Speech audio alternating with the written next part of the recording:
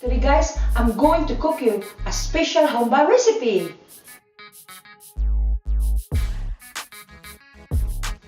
Hi everyone, I'm Naomi. Welcome to Naomi's Filipino Kitchen, where all my Filipino recipes are all presented in English. Today is a special Humba recipe. It's lamb humba with pineapple. Here are the ingredients of my lamb humba with pineapple. Lamb, bay leaf, sugar, garlic, onion, soy sauce, pineapple, and ground black pepper. Now let's prepare the onion and the garlic.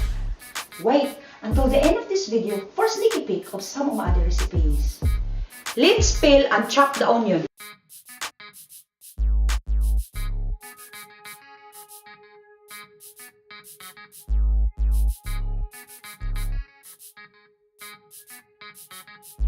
Now let's crush, peel, and chop the garlic.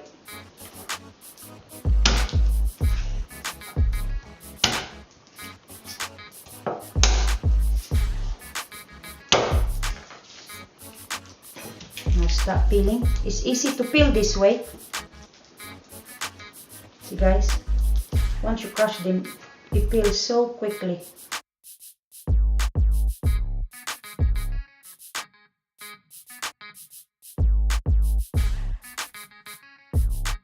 Now, let's chop the garlic.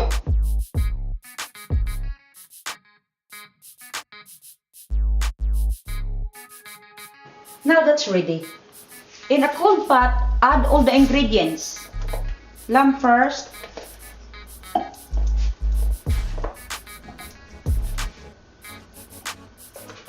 going to arrange it nicely.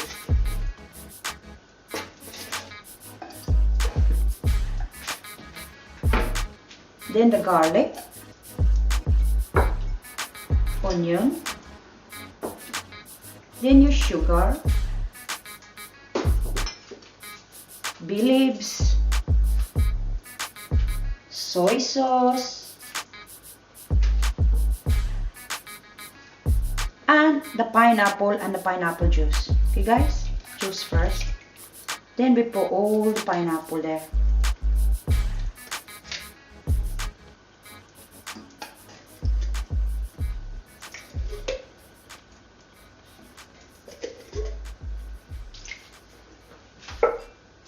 And then the ground black pepper.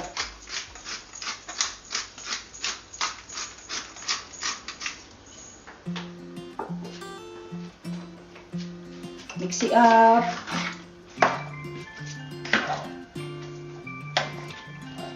Mix it gently. Cover and bring it to boil. This is very easy dish to cook. Just put everything in one pot and let the ingredients work their magic.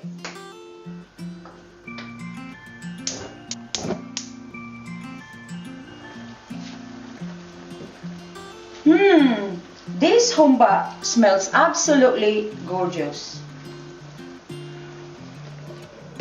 Cover and simmer on a low heat. After 30 minutes, we just need to give everything a stir.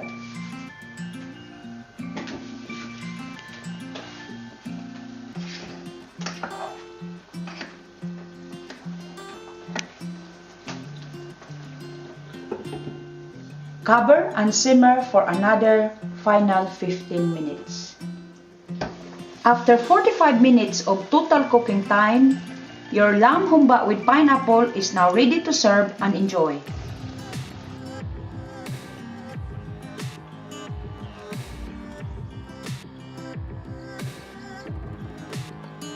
Now let's taste it. See guys, how it falls off from the bone. Now let's taste it.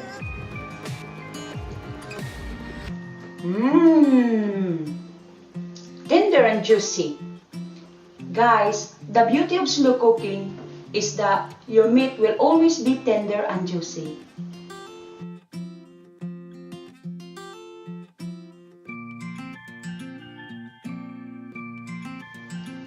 I hope you enjoy my lamb humba with pineapple today.